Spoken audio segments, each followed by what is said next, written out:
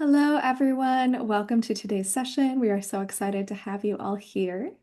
Before we get started with the webinar, I do have a couple of housekeeping announcements. You are going to be muted during this presentation. If you'd like to ask a question, please enter it into the online Q&A box. We'll be sure to save time at the end of the presentation to address as many questions as possible. The chat is also open, so you're welcome to say hello, to introduce yourselves, and to contribute via the chat with your fellow attendees. And then any questions, you can put them in the Q&A box, and we'll be sure to save time for that at the end of the webinar. This presentation is being recorded and will be made available on the California Labor Lab and Center for Occupational and Environmental Health YouTube page in the next 5 business days. And all participants who logged in today with their with their email for the full live presentation will receive an email tomorrow with a link to an evaluation form that will qualify participants for a certificate of completion with 1 continuing education contact hour. Once you've completed the evaluation, you'll be able to access and print your certificate. Without further ado, it's my pleasure to hand it over to our moderator today, Dr. Christina Banks. Welcome, everyone, and I couldn't be more pleased to be here with our speaker who has titled her talk, Back to the Future of Work. I love it. Let me first tell you a little bit about our speaker. Liba Rubenstein is the director of the Future of Work initiative at the Aspen Institute. Previously, Liba was the founding and lead social impact executive at MySpace, Tumblr, and 21st Century Fox, where she pioneered ways to harness companies' financial, human, cultural, and technological resources for social, civic, and environmental progress, and built bridges between sectors to amplify impact. She has helped found the Civic Alliance, chaired the board of the premier youth vote organization, the Alliance for Youth Organizing, served as a member of the World Economic Forum's Global Agenda Council on Sustainable Consumption, and advised nonprofits Pop Culture Collaborative, KW Foundation, Vote.org, Social Impact Fund, CARE, Civic Nation, Why Tuesday, and Invisible Children. Liba graduated from Yale University with distinction in American Studies, and we welcome her to our webinar today. Liba, I couldn't be more happy. So you have the floor. Thank you so much, Dr. Banks and the California Labor Lab for your invitation. And thanks to Michelle for helping make this all run smoothly. I'm thrilled to be with you, with, who I imagine are folks who are really concerning themselves every day with workers, and especially Californian workers, access to work and access to quality work every day. As Christina said, my name is Liba Wenig Rubenstein, and just this summer I took on the leadership of the Aspen Institute's Future of Work initiative. And as she knows, I am a bit ambivalent about being presented as sort of an expert in this field because I am genuinely new to kind of the future of work discourse, but you'll see over the course of the presentation kind of how my experience informs my perspective and why I'm in this work. But I just want to say up front that I am thinking about this talk as a workshop of some ideas and framings that I've been playing around with in drafting the conclusion of a series that we've been running, the Future of Work Initiative has been running for the past year, because the initiative was founded 10 years ago in 2015. And so to mark the 10th anniversary of the initiative, which roughly corresponds to the beginning of what we might call the modern kind of future of work field, we asked a diverse group of leaders in business, labor, policy, and academia to look back at the last decade of the future of work discourse and reflect on what the field got wrong, what we got right, and what that indicates about where we might go from here. We published 11 pieces, roughly one a month. We can send out the link to that series in the follow-up. And I'm working on a conclusion which will be published in the next week or so, which we will also happily share. And so I'm sharing with you for the first time some of the thoughts that have come up. from surveying the field in this way. So please think about this as a work in progress, and I will welcome your thoughts and critiques and questions that will all help sharpen my thinking and our thinking at the initiative. And I think what we learned is both humbling and clarifying, and does suggest some paths forward as we navigate a pretty uncertain and disruptive time. But first, I want to start in a very Aspen Institute fashion, looking at a couple of texts that I think help frame and exemplify some of this discourse about work that we've inherited from the 20th century, from the last 100 years. And both of these also have their own kind of retrospective views and voices. So I'm going to share two poems, read a little bit from them, and I'm going to invite you, if you are so moved, to drop in the chat anything that they bring up for you, so we can kind of get our brains lubricated, and we can be in a bit of an asynchronous dialogue about it all. So I'm going to start with a Bertolt Brecht poem from 1935, Questions from a Worker Who Reads, and I'll read the second half aloud. The young Alexander conquered India. Was he alone? Caesar beat the Gauls. Did he not even have a cook with him? Philip of Spain wept when his armada went down. Was he the only one to weep? Frederick II won the 7 Years' War. Who else won it? Every page of victory. Who cooked the feast for the victors? Every 10 years a great man. Who paid the bill? So many reports, so many questions. And the next poem is from 1923 by Khalil Gibran. I'm just going to read the very beginning and the very end, and welcome you to look it up yourself right now or after this. It's called On Work. Then a plowman said, "Speak to us of work." And he answered, saying, "You work that you may keep pace with the earth and the soul of the earth. For to be idle is to become a stranger unto the seasons, and to step out of life's procession that marches in majesty and proud submission toward the infinite. Work is love made visible, and if you cannot work with love, but only with distaste, it is better that you should leave your work and sit at the gate of the temple and take alms of those who work with joy. For if you bake bread with indifference, you bake a bitter bread that feeds but half men's hunger. And if you grudge the crushing of the grapes, your grudge distills a poison in the wine. And if you sing, though as angels, and love not the singing, you muffle man's ears to the voices of the day and the voices of the night. So I introduce these pieces of writing, these texts, because I always think it's important to ground these conversations in the big picture and just remind ourselves like why we're having this conversation. So what is work and why do we care about its future? As you can see, and I think we've all experienced, we bear a cultural and religious legacy of an idea that work is a maker of meaning. Freud even said that work, as well as love, are the cornerstones of our humanness. Like these are the two things that make us human, and that it's not just an economic transaction. It's the source of our identity and our purpose and our dignity, even our community.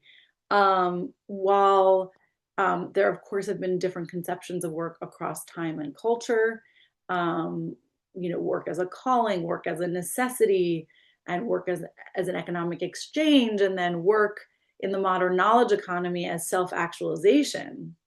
We are certainly in this country really governed over the last 100 years by the equation of work and jobs. We're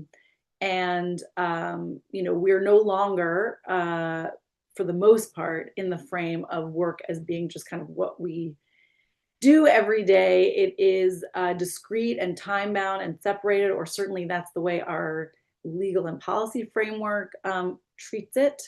Um, and this model has really dominated the 20th century and still dominates our thinking, even as the reality of how we work has shifted.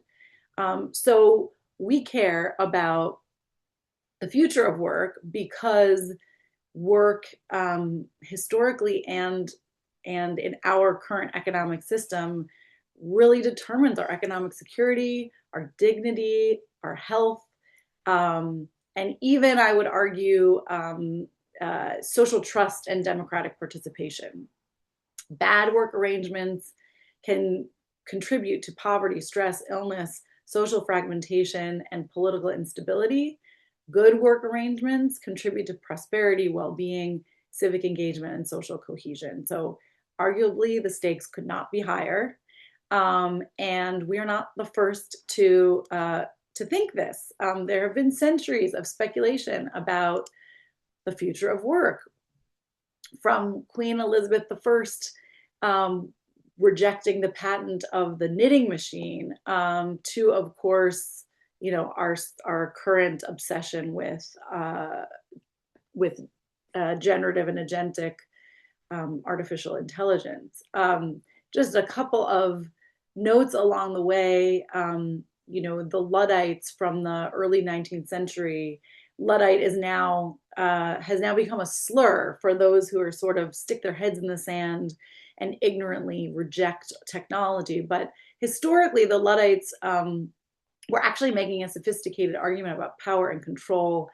They weren't opposed to the technology itself. They were opposed to the fact that owners were using the technology to lower wages and break the guilds and eliminate skilled labor. They happened to lose that battle, but the question about who controls how technology is deployed remains. In the 1930s, around the same time that these poems we read were published, John Maynard Keynes predicted that technology was going to liberate us from work, and that it would provide such abundance that work would become optional. He was half right. Productivity did massively increase. But we as a society, as a culture, as a global economy, didn't choose leisure. We chose, at first kind of rising standards of living and ultimately equality in a lot of different ways, with gains concentrated at the top. In the 60s, we had a peak of automation anxiety as computerization kind of lurked around the corner. President Johnson created a National Commission on Technology, Automation, and Economic Progress. And the findings then are similar to the findings now, which is that jobs are going to shift, not necessarily disappear, and that those transitions were likely to be painful. So it sort of opened the question of how do we support workers through transitions. I'm not sure we've been great at that, although there are some examples to look for. And then obviously much more recently, the COVID pandemic really forced an experiment in work transformation, accelerated so many trends. Essential workers were suddenly visible and visibly unprotected. It really revealed how care work is an infrastructure that enables everything else, and also demonstrated that policy can actually move incredibly quickly when there's political will. Our experiments in the US, certainly with direct cash payments and expanded benefits, I've heard this from folks in the labor movement that, seeing how quickly they were able to access benefits that they thought they would never be able to win through organizing has really turbocharged their organizing, because a lot of those benefits have been taken away, but they know that it's possible. And then obviously in the last few years, generative AI has emerged and become kind of commercially and accessible to the consumer. And it is facing adoption at an unprecedented speed and obviously unprecedented levels of investment and resource use. certainly driving new questions about human capital ownership and intellectual autonomy. But I think we can look at this and see a meta pattern, which is that technologies change, speculations persist. We tend to overestimate technological impacts in the short term and possibly underestimate them in the long term. But the fundamental questions really are all about power and governance and who benefits, not necessarily about the technology itself. And you'll also notice that the job as a construct continues to shape all of our modern speculation. We are talking about work as an employment relationship. I think that that transitions us well to say, well, okay, we've been having this conversation for hundreds of years. Certainly, like, our framework about work is determined by the last 100 years of discourse in this country. But the project that I refer to, this retrospective series, starts in 2015. What is significant about the last decade, other than the fact that the Aspen Institute's Future of Work Initiative happened to be founded then? Well, it's not a coincidence that that's when our initiative was founded. I also collaborate very closely with the founder of Bloomberg's venture fund, Roy Bahat. And Bloomberg Beta is a venture fund focused on the future of work that was also founded in 2014 or 2015. So there was something going on around that time. And one of those things is that the gig economy and platform capitalism really reached critical mass. Gig worker entered common vocabulary, even though obviously those sorts of work arrangements had existed before, but they hadn't been facilitated by technology or as accessible and visible in the same way, or certainly not as, they weren't as sexy. It started to raise questions about whether this is flexibility or precarity. Is this innovation or exploitation? And it started to force a real reckoning about whether 20th century labor protections fit the new arrangements of work, as the job construct kind of visibly started breaking down for millions of people. And also with this platform capitalism, algorithmic management emerged as a distinct phenomenon. One of our contributors, Mary Gray, did research on ghost work, beginning to document hidden digital labor. And the business models governing these platforms started to crystallize, where the consumers of social media, for example, became the product, where these platforms really commoditized the people and the attention that use them as an intermediary. Automation discourse was also intensifying because self-driving cars were starting to be tested and they seemed imminent. So there was widespread media coverage of robots taking jobs, and manufacturing automation was visible in Rust Belt communities. So that's why there was this institutional response. In addition to Aspen and Bloomberg Beta, the Obama White House convened experts and issued reports, and states began experimenting with things like gig worker protections and portable benefits. We also were, really starting to talk about inequality post-Occupy Wall Street earlier in that decade. This framing of the 99% and the 1% kind of really reached the mainstream, and we were talking about wealth concentration and the connection between work arrangements and inequality. Also, the care work crisis was starting to emerge as the boomer generation was aging. It was also the beginning of our political realignment. The 2016 election would reveal deep economic anxiety, grievance politics. And at the same time, these traditional left-right, Democrat-Republican divides on labor started to blur as populism rose kind of across the political spectrum. And questions about capitalism itself were entering the mainstream discourse. And so for our retrospective, we're looking back at a decade that's kind of long enough for us to really evaluate what we learned, and also kind of look at whether we were asking the right questions. On a personal note, 2015 was about the midpoint of my career thus far. And I came of age professionally during the rise of Web 2.0, as Dr. Banks mentioned, the rise of social media. I was kind of deep in that, and it all happened by accident. That's maybe a conversation for another time. But I kind of came up in the time when the technology in sort of its purest form was really exciting, and it was all opportunity. It was all about the potential for democratization, access to audiences, access to power, removing the intermediaries and the gatekeepers. But by 2015, we were starting to live with the consequences of the business models that had sort of coalesced on these platforms. And surveillance capitalism, polarization, the mental health impacts of technology were starting to become, of Web 2.0, were starting to be more apparent. It taught me a couple of things. One is that you really can't understand the impact of technology separate from the business models and governance structures that determine kind of how that technology is deployed.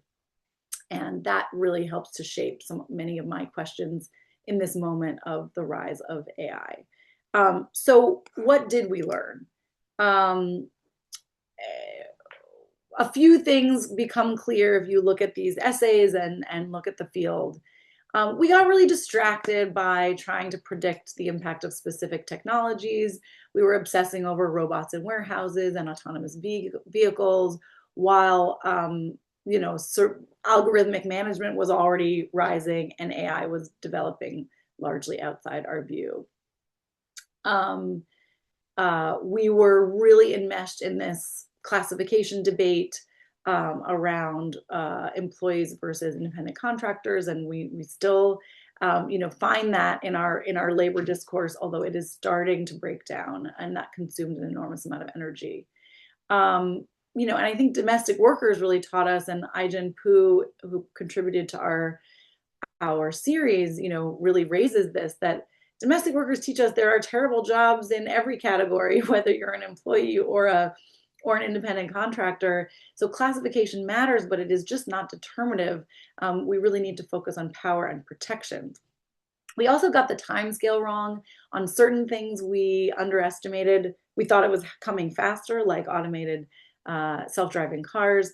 But really on some of these other developments, we thought we had decades to prepare. And obviously, as Elizabeth Wilkins from the Roosevelt Institute points out in her contribution, the concentration and speed of AI is happening faster than anyone really imagined. Things that we started to get right, we really started talking about job quality and starting to shift the conversation away from how many jobs will disappear, but how do we make jobs better? How do we upgrade the existing jobs? And we started to talk about care work as being central rather than marginal. We know that care work will be our largest occupation, and it is one that can't easily be outsourced or automated. We started to see some coalitions arise that we're seeing some of the fruits of that now, and we'll talk about that a little bit more. But I think these lessons start to clarify what's really at stake. And I think what I've taken from it and what I will kind of continue to talk about is that the future of work is fundamentally about power and not about technology per se. And so if the future of work is about power, we want to think about, like, how do we think about power in the context of work? So I'm laying out this bit of a taxonomy about kind of power in the context of work. These are really not mutually exclusive in any way. In fact, I think we all kind of culturally draw from each of these all at the same time, but they do help us understand where some of the tensions come from when it comes to our values being implemented in the context of policy and practice. So we have the kind of individual autonomy, libertarian being your own boss version of the American dream. And the idea is that power comes from independence and entrepreneurship. And this is really what the gig economy, was built on. The narrative that the gig economy was built on, pitched as empowering individuals, and comes from this libertarian tradition where freedom is maximized when individuals control their own labor. It also happened in the last decade with the rise of social media. It enabled and sort of necessitated everyone to become their own brand and their own business, really, no matter what kind of work arrangement you were in, to market yourself. Many folks have side hustles, and this sort of side hustle culture that the gig economy and social media enabled. But of course, freedom often turns out to mean precarity, and these platforms tend to create opportunity, but also externalize the risks onto the individuals. And one of our contributors is the CEO of Lyft, David Risher, who really talks about the paradox that workers want control over their lives, but found themselves missing the benefits of traditional work. And so, brings us this idea that individual autonomy without some kind of collective power really leads to precarity. So we have this collective power framework that's, really championed by the labor movement, that says that that power comes from workers organizing together, and forms of power like collective bargaining. And there's a strength here that it can address this power imbalance directly and has a proven track record of improving wages, conditions, and safety. The challenge, of course, is that union density in this country is historically low. We can talk about why. And labor law has not kept pace with the evolution of work arrangements. And there are a lot of barriers to realizing this power.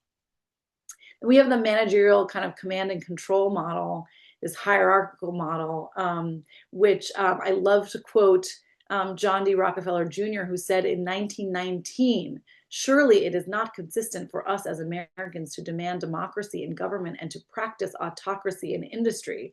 But in fact, this has been argued as the most efficient way of organizing work, and has kind of been a core tension in American culture between the autocracy in work and the democracy in our politics. But it comes from Frederick Taylor's scientific management, the idea of optimization and efficiency. And in modern days, we see this in the context of algorithmic management, where it's really hard to hold any human manager accountable when the software is your supervisor.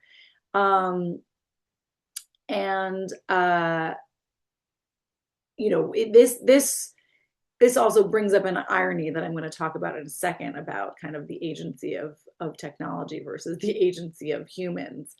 And then there's this sort of techno-utopian idea that comes from Keynes and continues today, that the future is going to be a post-work future. Technology will liberate us, and we will have abundance through automation.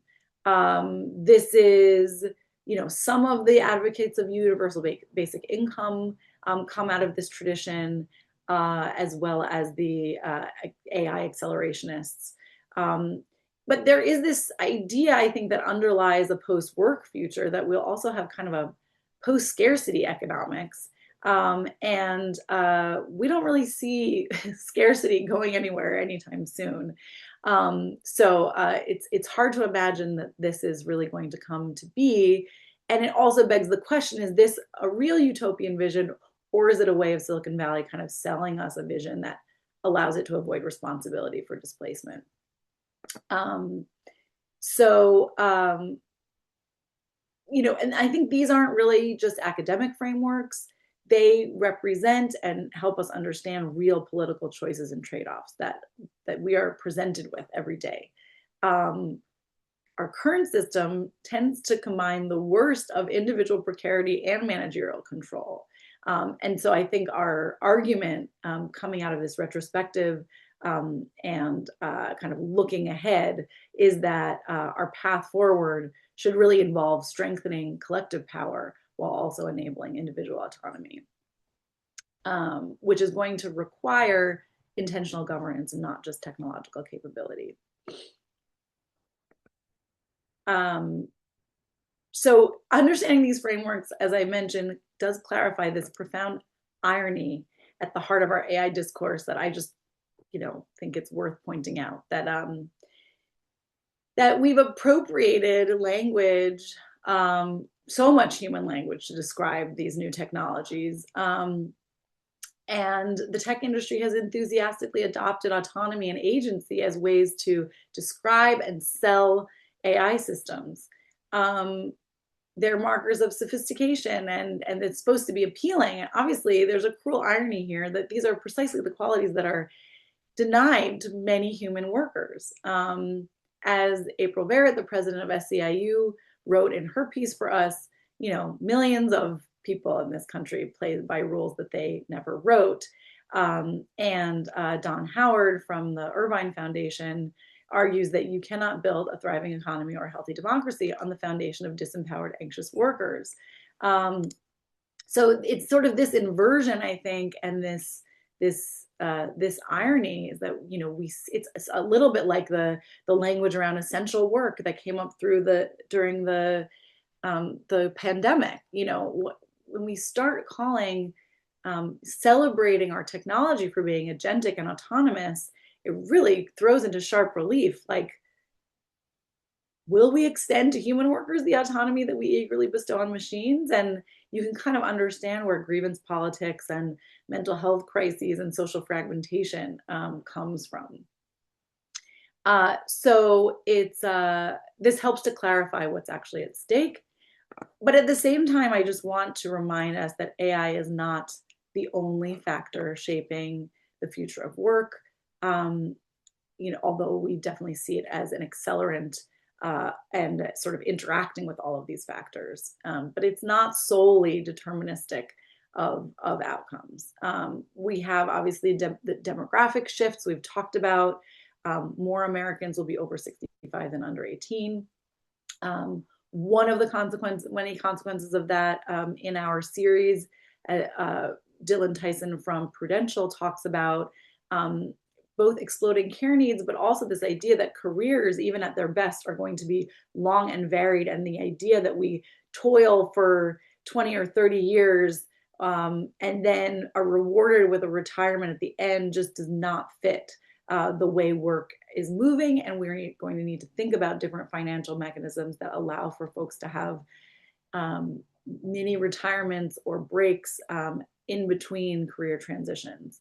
Obviously, the climate crisis is going to transform industries at scale, which potentially exceeds AI's impact, although it's sort of not as much on the radar in this moment. And obviously, the interaction of AI's energy needs and the climate crisis is on folks' minds.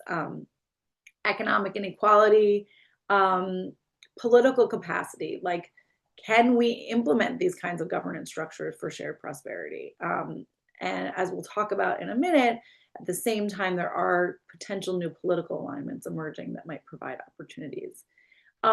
Ultimately, these forces are interconnected, and so we don't want to treat any one of them as determining the outcome for fear of missing systemic dynamics. So given all this complexity, like, where are we headed? I think the evolution of the Aspen Institute's initiative really mirrors the broader discourse shift.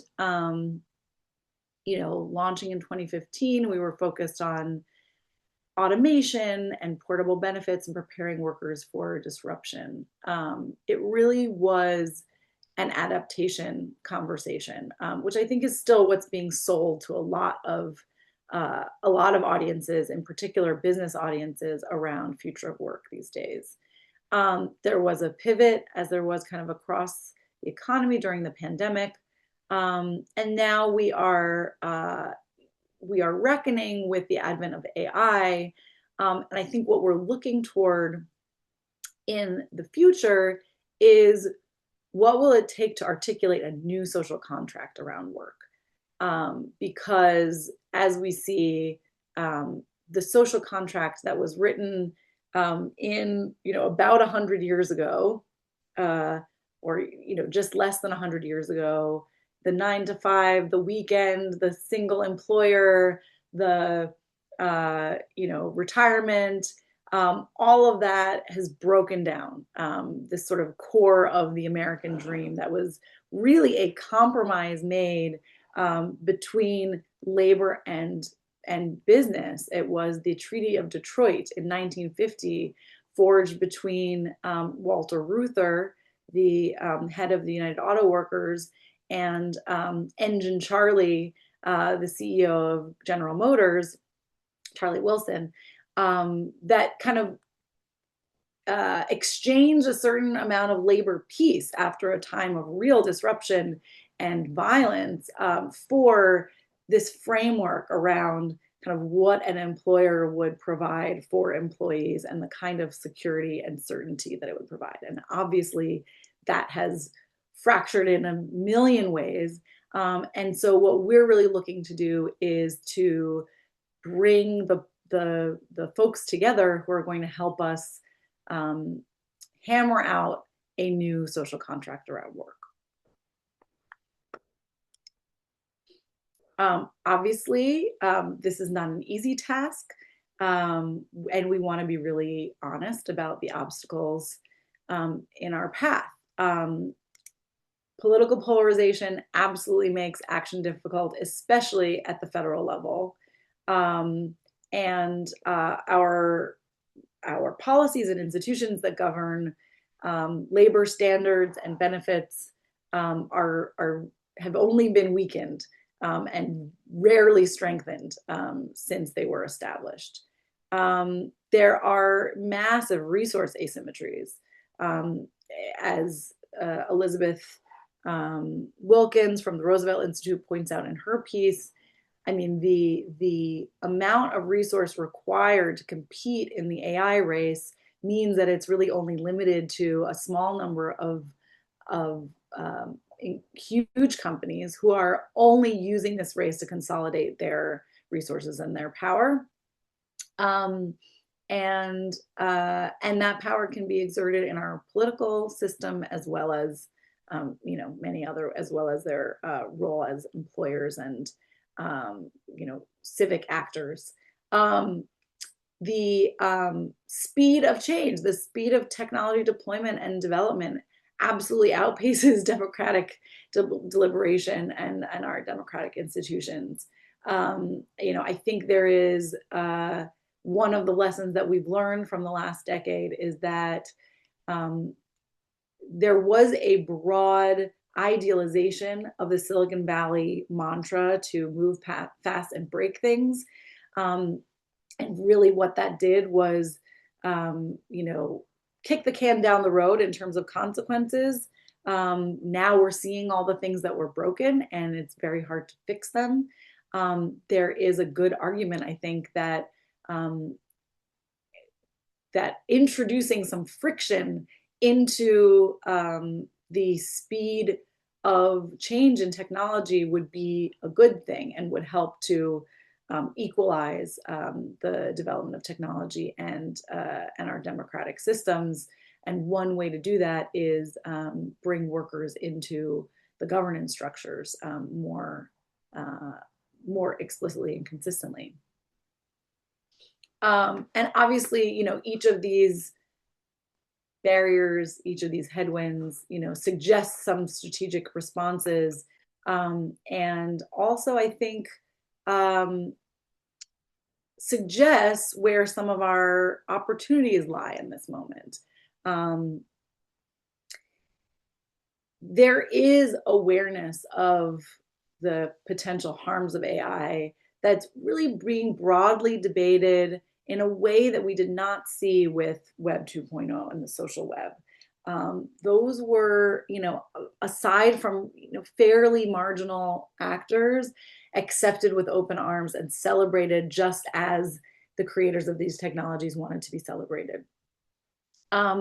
I also see an opportunity in AI coming for a wide variety of jobs, for better or worse. When AI and gigification comes for the writers, we start to see it more visibly, and I think there are great opportunities for solidarity across job categories and job types that we haven't seen in other technological revolutions.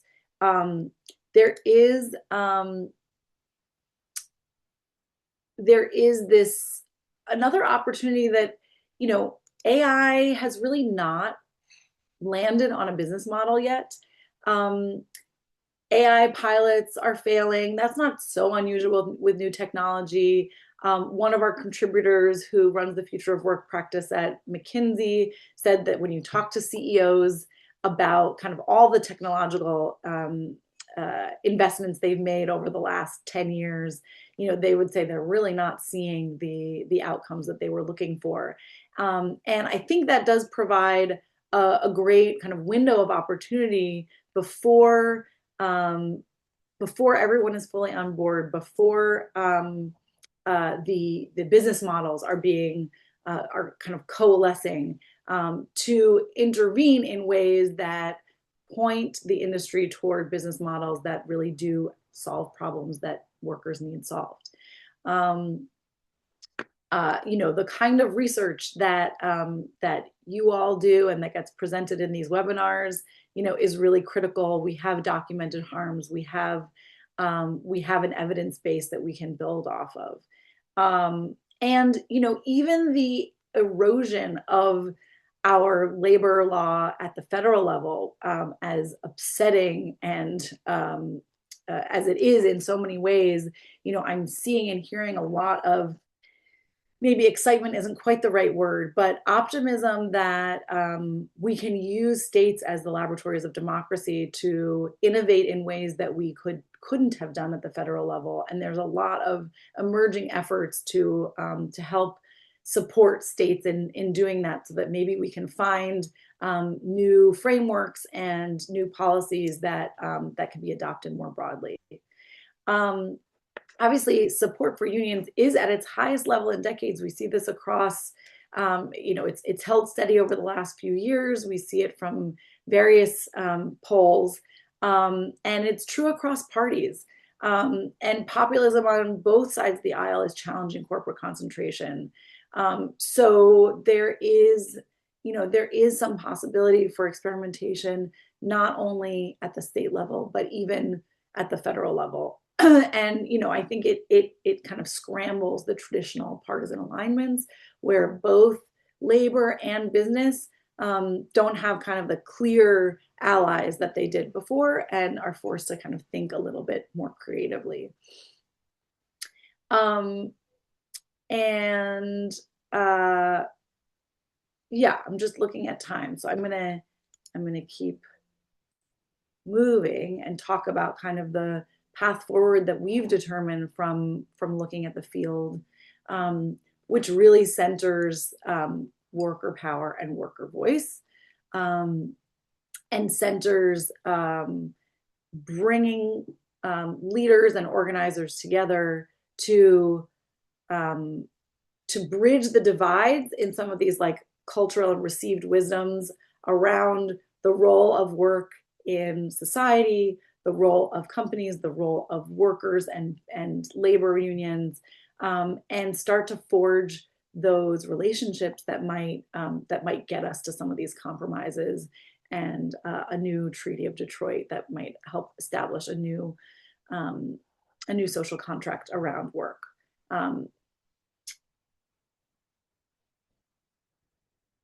And really, the end here is an invitation to all of you to be part of this conversation and this work of kind of reimagining a social contract around work that really gives workers a seat at the table in a way that they have not, certainly since labor, since union density was at 30% in the 60s.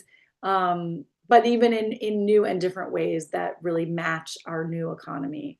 And we think that that's, one of the critical ways that we can get ahead of the disruption coming from AI, and help apply these lessons that really it's less about the technology itself and more about the systems that govern it, and who's at the table.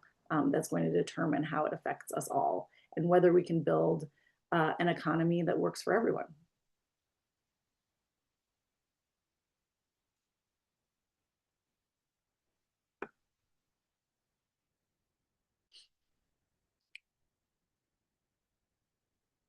So I think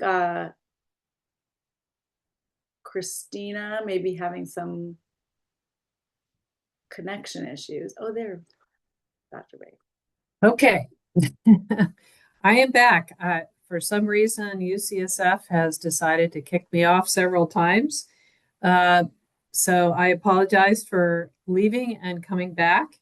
I'm looking to see any questions. No open questions. Okay.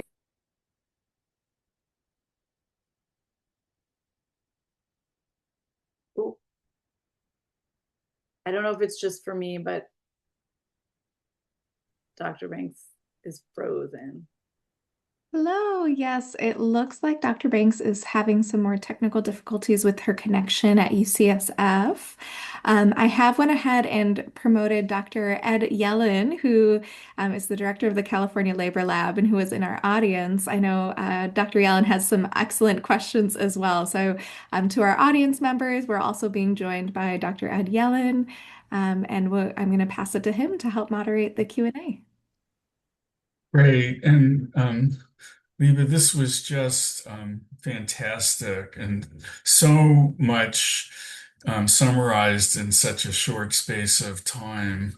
I'm really appreciative of yours. And the question I have before Christina's technical problems arose was in California, the affected industries, those who hire gig workers to do deliveries and ride shares, were prior to their getting the political clout, they were subject to AB 5, which limited their ability to define workers as independent contractors.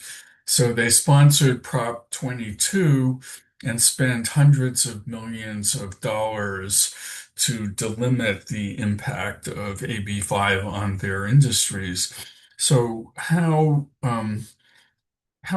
can we energize workers' voice when we're fighting upstream against such power like that?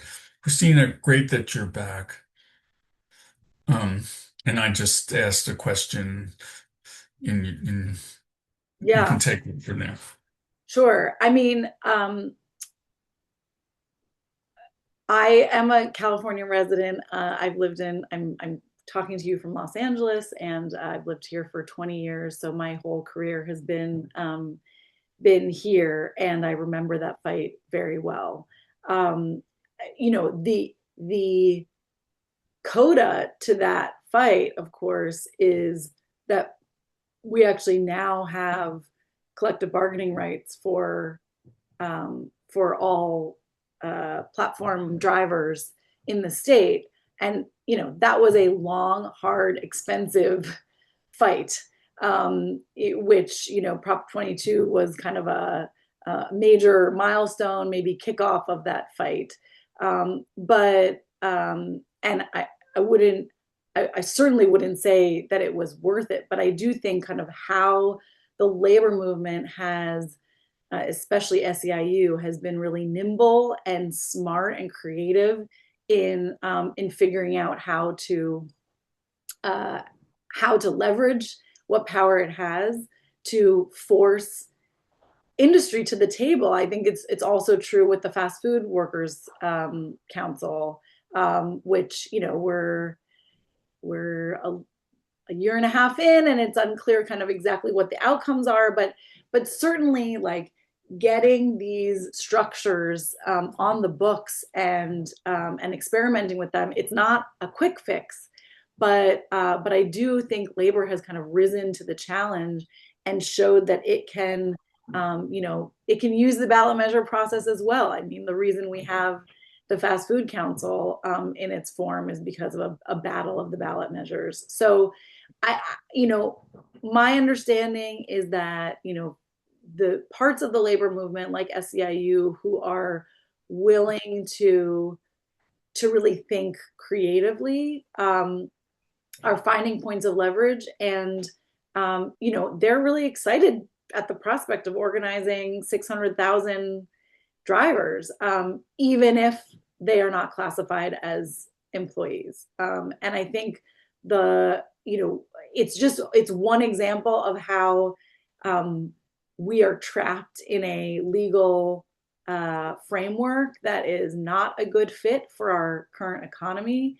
And those with a lot of concentrated power can use that framework to their advantage. But labor is also showing itself to be nimble, and it's those kinds of fights and those kind of unlikely unlikely models. I mean, it's controversial in the labor movement, of course, for SEIU to allow the classification issue to kind of be put aside in favor of getting collective bargaining rights.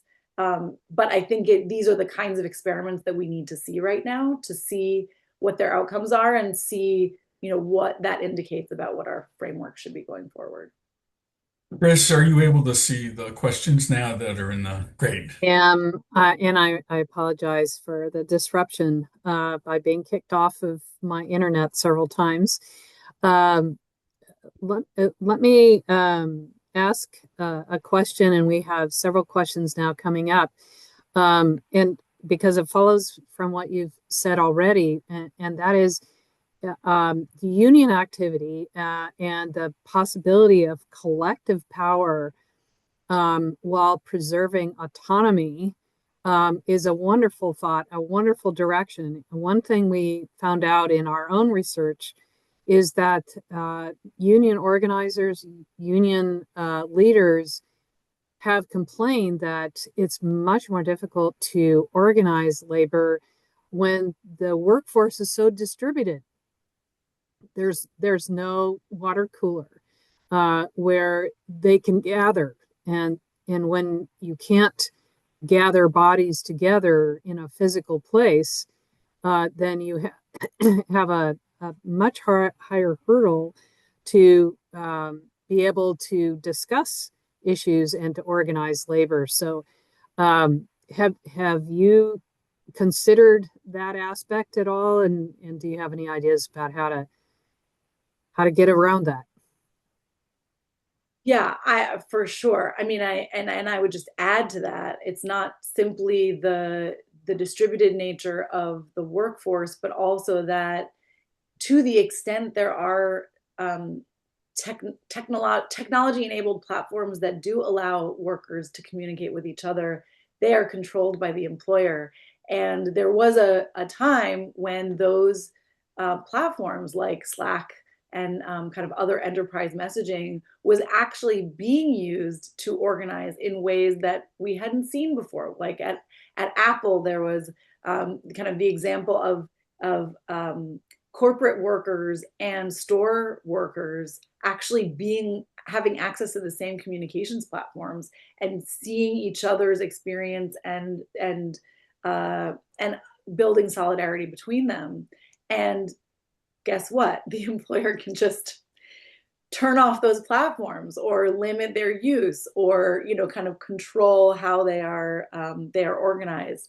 So I mean, I think obviously this is one of the challenges, when we had the work from home debate, which is the remote work debate, which is still live, but I think largely settled. I think there is an understanding on the employer side that certainly for certain kinds of work, like people being able to collaborate in person is really valuable. how we can facilitate that in a more distributed and technology enabled environment are still remain questions, um, but I think there's really there is a push within the labor movement to get smarter about their own use of technology in order to meet people where they are. And I think that's something that, for a lot of really understandable reasons, it's hard to be innovative when you're kind of under attack from all sides. But that, Yeah. and I do think we're seeing with AI that there are some promising experiments that labor is taking on, so that it's trying not to be like catching up on the technology side, but actually kind of innovating and leading at the same time as it keeps its eyes wide open about the challenges of how these technologies are shifting power. So I think it does create a challenge, but labor has really been behind on the use of technology, and this is a moment where I think folks realize that they need to own their own channels, really, Yep. not leave it to That's it. It gives us something to work towards, and that's really good to hear. On a different note, how do you see private equity affecting the nature of work? Yeah, I mean, I think there are questions whether you're talking about private equity or talking about gig platforms. You can start to have a conversation about whether the business models are inherently extractive and exploitative. You can have that conversation about capitalism overall. Um, I try to keep my work in the realm of kind of where we are now and how we bridge some of the gaps. And what I'm seeing is, in addition to the really concerning trends that private equity, um,